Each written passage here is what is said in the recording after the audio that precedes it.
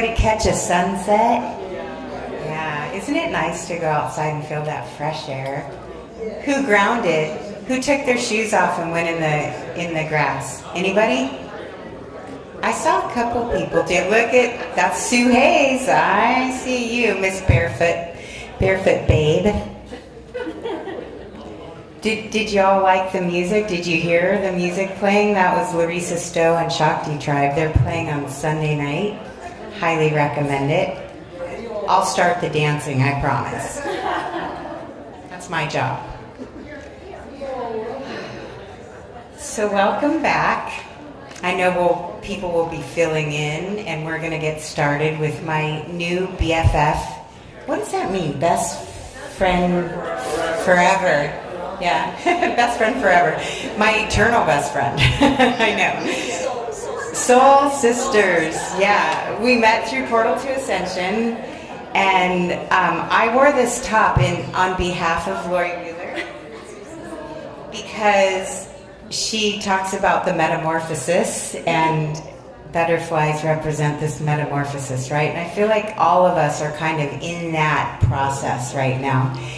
And Lori is so amazing. We just had her on Awakening Code Radio. It's my first time meeting her, and you listened? You heard? Oh my gosh, I'm so glad, Sue. And I just feel like I've known her lifetime after lifetime, like many of the people that we've met here and everything, and she does so many things that I don't even know where to begin on the list of everything she does. So I think she's going to get started and fill in the gaps, right? But I do hope that many of you will go over to her booth. Lori is one of our sponsors, and she's doing some adventure tours, which I think will knock everybody's socks off when you see what she's got up her sleeve. So will you welcome Lori Wheeler with a big round of applause? I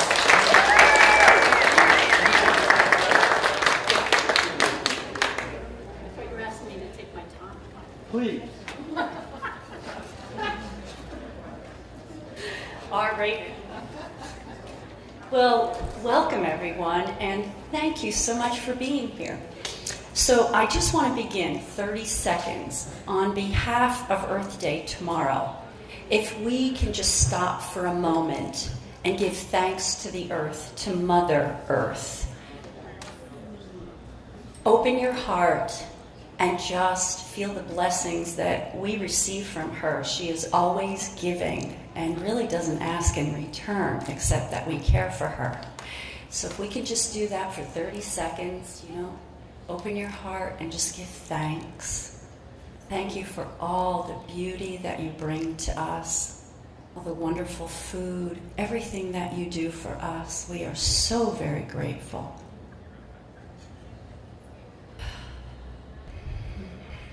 Feel the love that she gives to us, and that we can return that to her.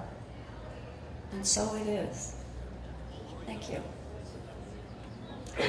So, here I stand. So I had a little bit of a shift. Shift happens, right?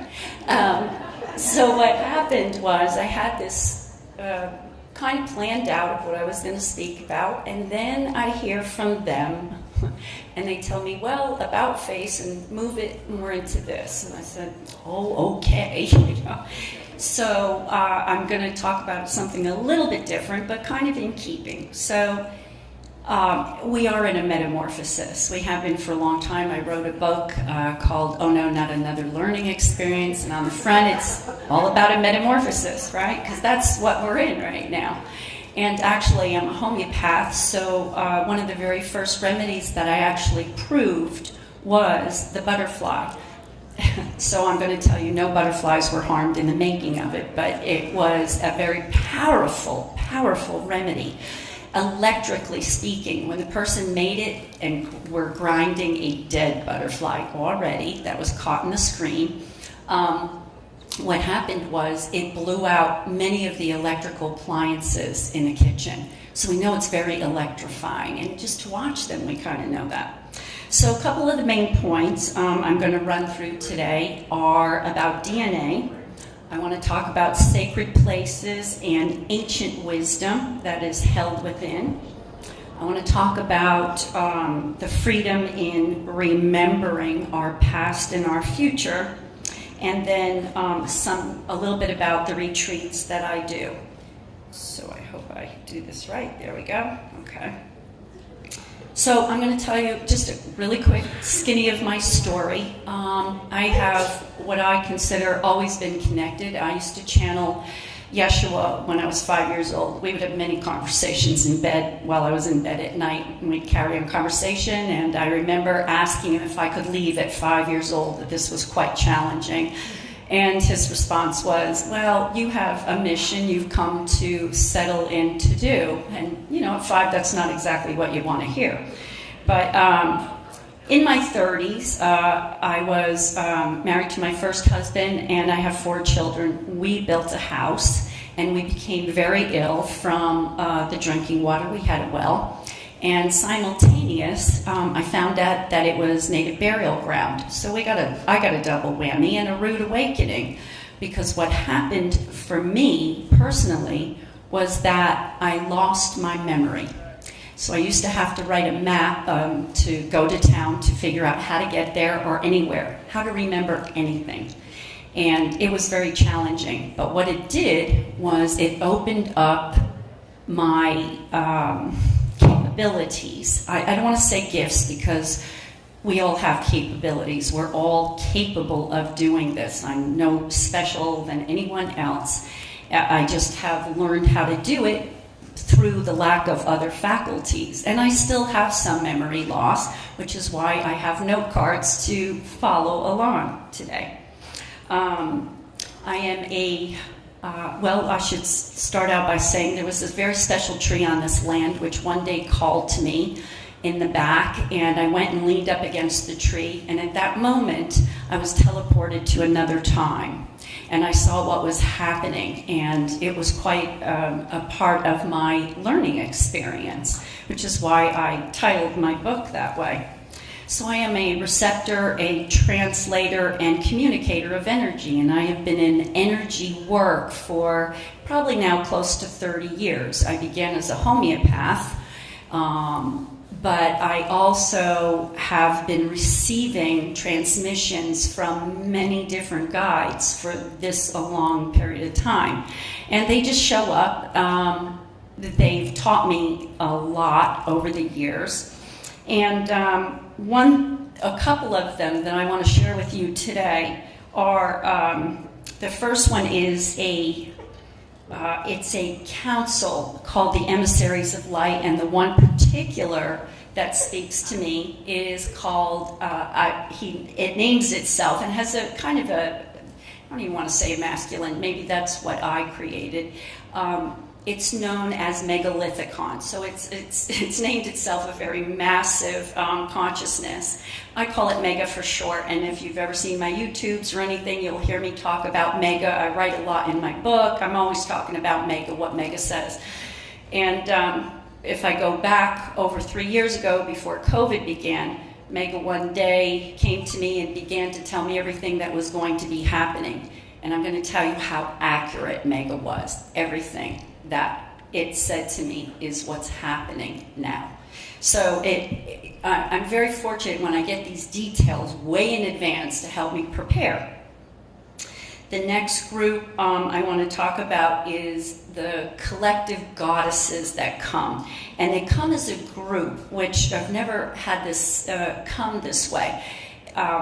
They're Isis, Mary Magdalene, Mother Mary, Sophia, Kuan Yin, and several others. And so they come as this collective, and they've come because I'm working with them, but they also want to tell you that they are the epitome of gentleness, grace, the beauty of feminine, the sweet nectar of existence. Wow. I just, when they said that to me, sweet nectar of existence, I love that. And then they said sweeping. Now, I know what sweeping is. You get the broom out and you sweep versus vacuum, right? But that's not what they were really kind of talking about. Sweeping, to now my understanding, is a cleansing ritual to prepare for new energy on every level of a person to sanctify a space within you. And they clear the old astral buildup. So that's why they have shown up, and they will show up for others to work with you also. And then the third I'd like to represent here is the Sphinx, and she is an amazing energy to work with. She speaks with me all the time, and she represents the highest longing of mankind to transcend its own self, as we are doing, to raise the lower animal nature to its highest potential. So we know this is what we're doing right now, and this is why many people are feeling drawn to Egypt at this moment. In fact, one day I did a journey, and she called me in, and she said, "Come in through the door of the paw." And I thought, there's a door in the paw?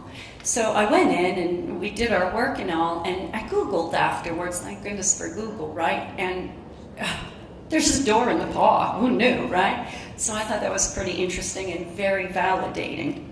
But we're teaching ourselves, we're reteaching ourselves through this remembering now. And a lot of the remembering is coming through from other times, and it's coming into now to help us really grow into who we are and express these higher qualities and frequencies for the additional strands of DNA. And these sacred places, they have this capability of helping us do this. They carry the high frequencies, a lot of light, and they're reawakening our dormant DNA. So we're here to remember who we are and to help us into this beyond where we are in our embodiment in 3D.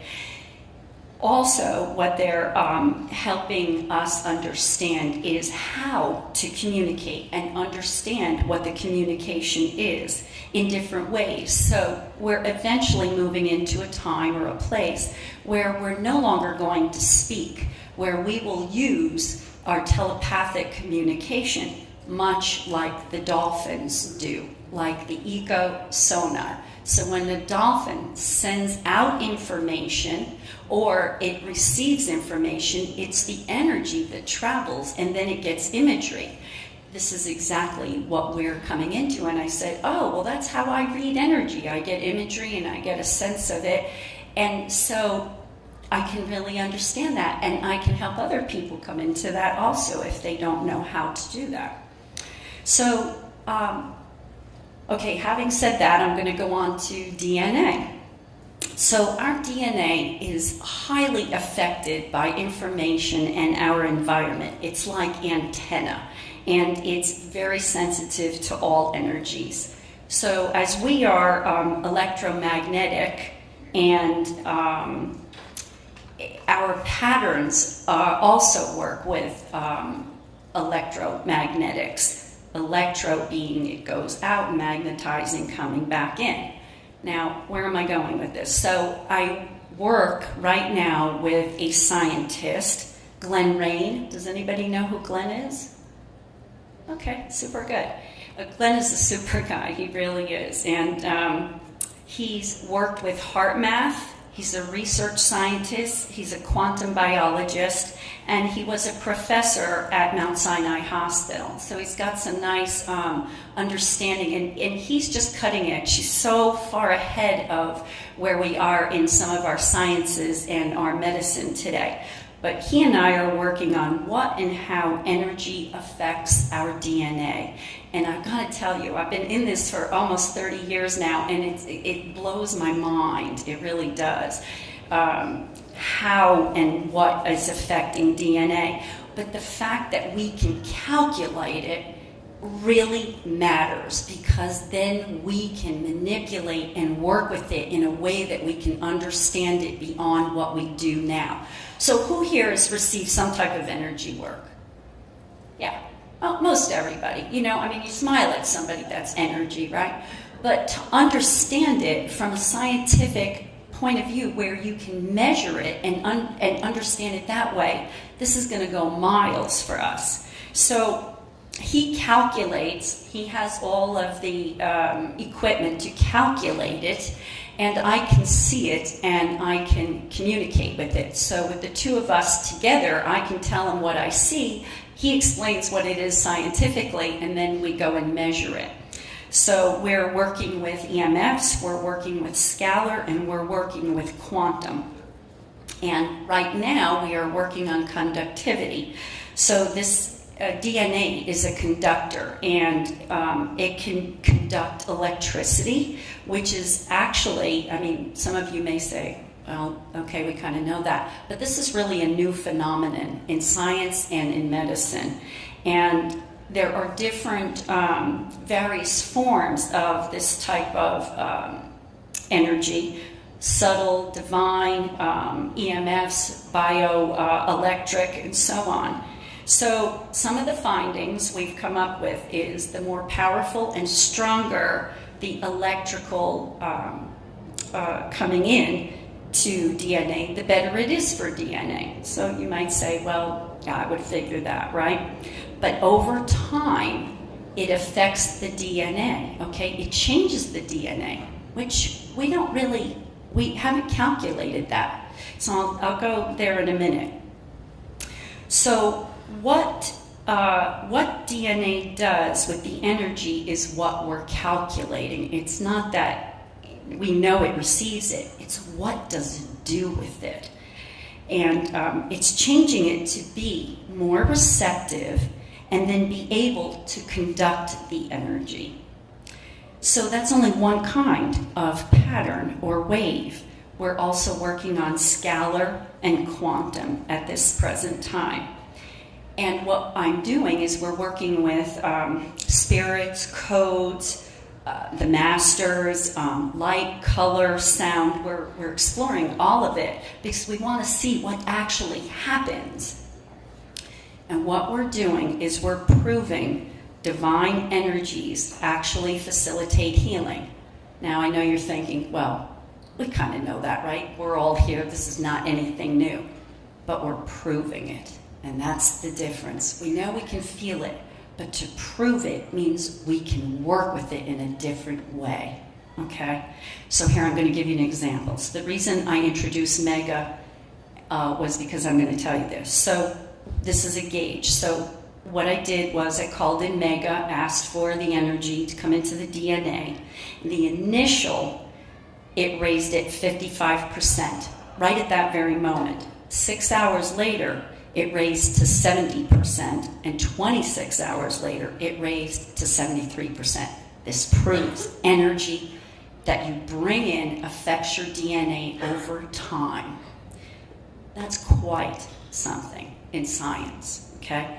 Now, I did another master, okay? We've done many, but another master that you're all familiar with is Mary Magdalene.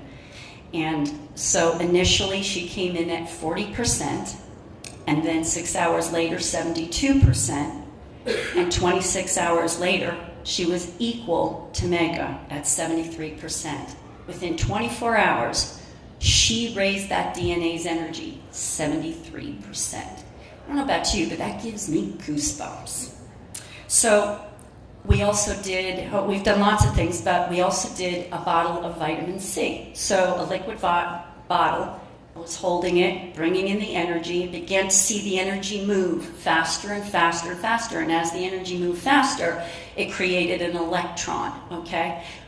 After 1 minute, we calculated how much energy that was raised to, 60% in 1 minute. That's quite quick, okay? That's really quick. So what does it all mean, all right? Well, this means that we can communicate with energy, and we can control what we say and do with the energy, and that the faster it moves, it amplifies the energy. So we're testing biological effects at this point. We're testing scalar and quantum also. And what it's proving is that, and I know this is no news to you, but it's proving the link between the quantum field and consciousness. So here's a little ditty for you, okay? Healers, people who work in the healing arts, okay? For some reason, they are always drawn, they may not know it, to 40 hertz frequency in the DNA molecule. In other words, when we test DNA, we know that healers have worked at 40 hertz, and now they don't know it usually unless they're using some type of tuning forks or mechanism. But if you're just doing healing work, you're usually resonating at 40 hertz across the board. Healers all over the world. It's intrinsic in the DNA molecule. Okay. We're opening other strands of DNA that are stored information. We're learning how energy moves faster and faster. It radiates higher dimensional frequencies. And why is this important? Because it's teaching how to work with the different energies. It teaches us we're consciously intending something in a very specific way. We're understanding energy better. We're appropriately how to communicate and what to communicate. So we know if we put out a negative thought, it's negative. If it's positive, it's positive.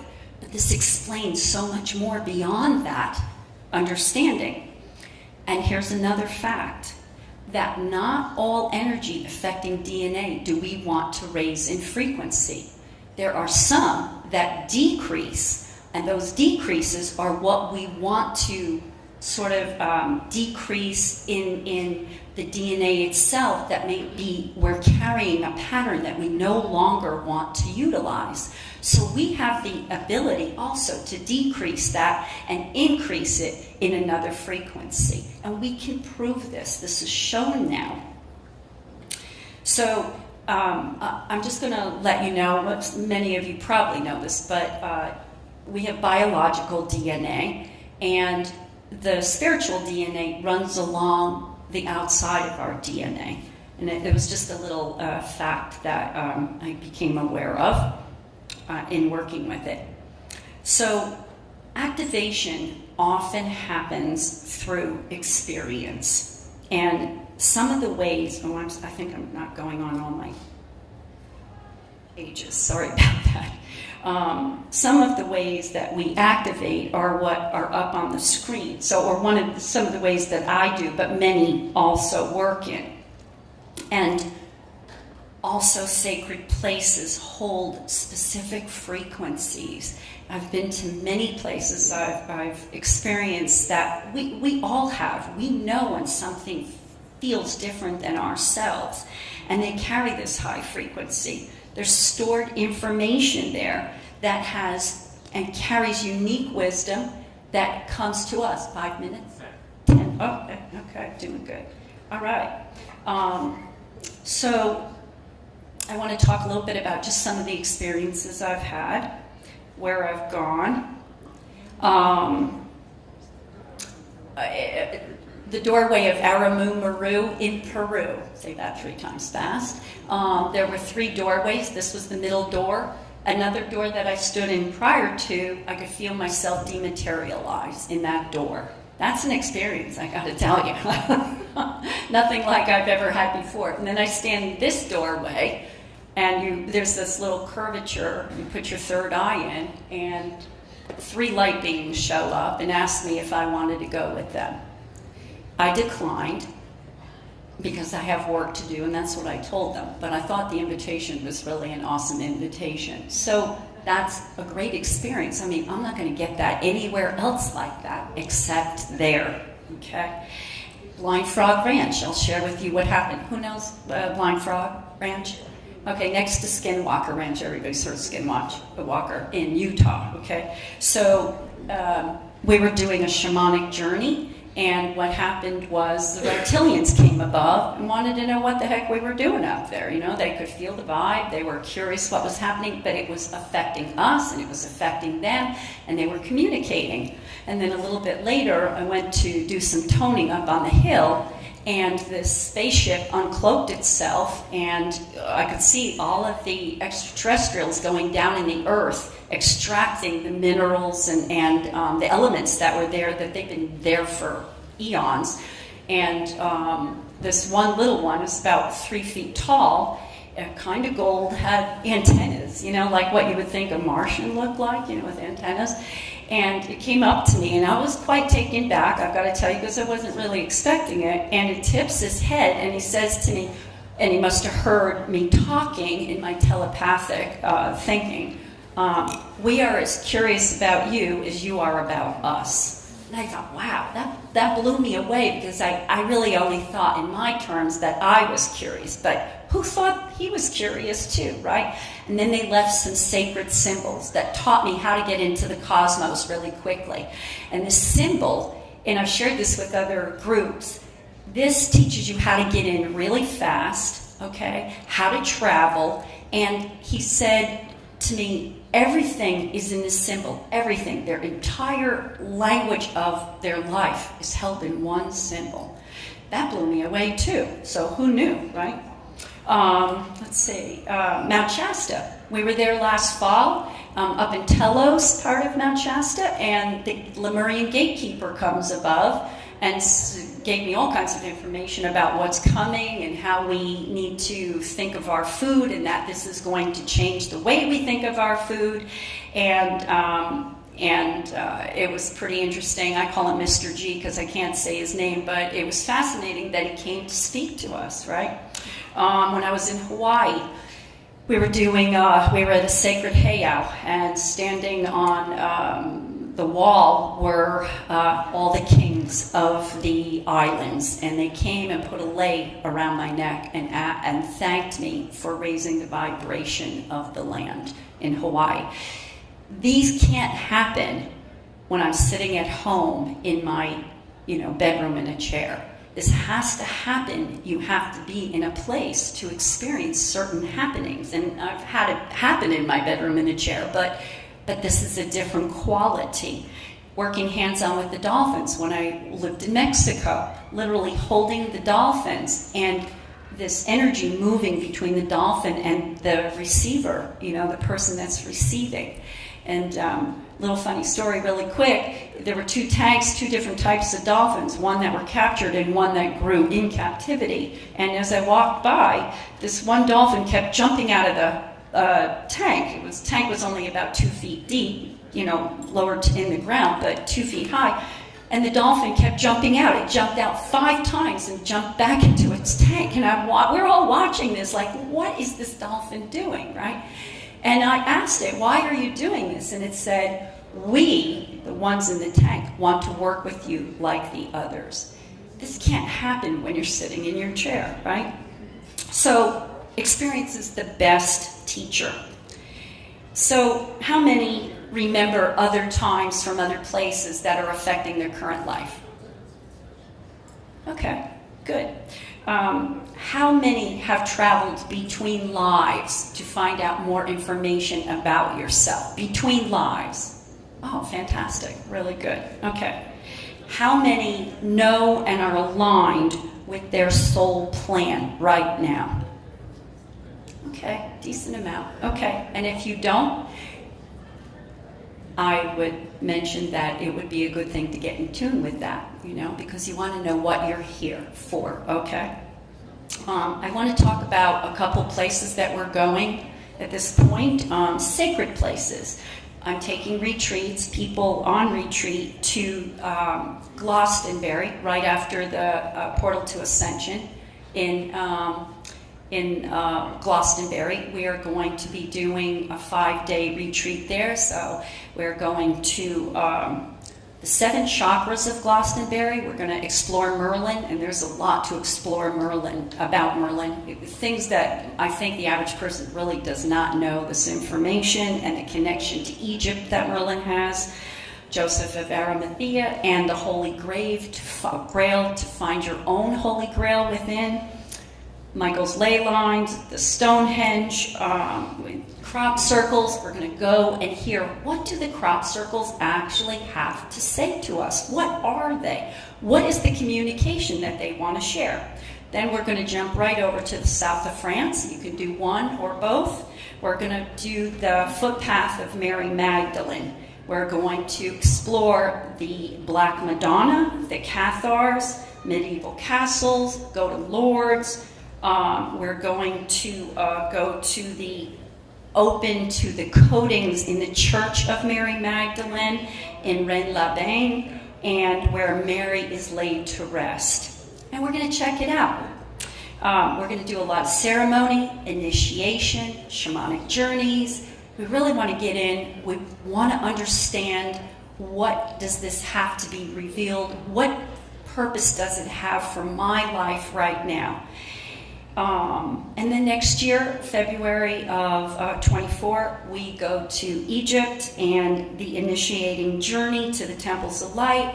I'm co-facilitating with this with Jorge Luis Delgado, and we are going to be with a world-famous Egyptologist. So I can't wait to explore more about that doorway in the foot of the Sphinx. I can't wait to talk with her. You know, she's alive. She's real. She has information. She tells me that everything that mankind needs to know is in the Sphinx. Can you imagine? That's everything. And it's not written somewhere. It's in the energy of the Sphinx. And it will reveal when we are ready to be revealing. So So I have a note here. The Sphinx. In the presence of the Sphinx, she is the key to unlock your next evolution of consciousness and remembering. She holds information about your inner sanctuary and who you are and what you've been doing with your life form an energetic pattern that acts like a key. This is what she says. So some other trips we'll be doing next year is to Belize and Roatan, because we're going to physically work with the dolphins. I had something scheduled for Hawaii this year, but some things fell through with the dolphins, and I really want everybody to have that experience that wants to, so we're going to adjust that for next year. And then this fall we're doing Mount Shasta again, because there's so much to explore and receive there too. So life will never be the same again. And I just want to thank everybody for being here and listening to my little spiel, and I'm hoping that I can bring more information about our scientific findings, because the sky's the limit, and I can't wait to find out more. I feel like a kid in a candy store. You get one question answered, 10 more show up. So never to be satisfied, but always to journey in to find more information to help us all. One thing, when I begin to do these explorations and these journeys, I always begin by saying that this is for the good of mankind and humanity. We'll only learn from this. So that opens the portal to what this is intended for. Not to be made money, but so that we can grow as a populace and understand how to grow.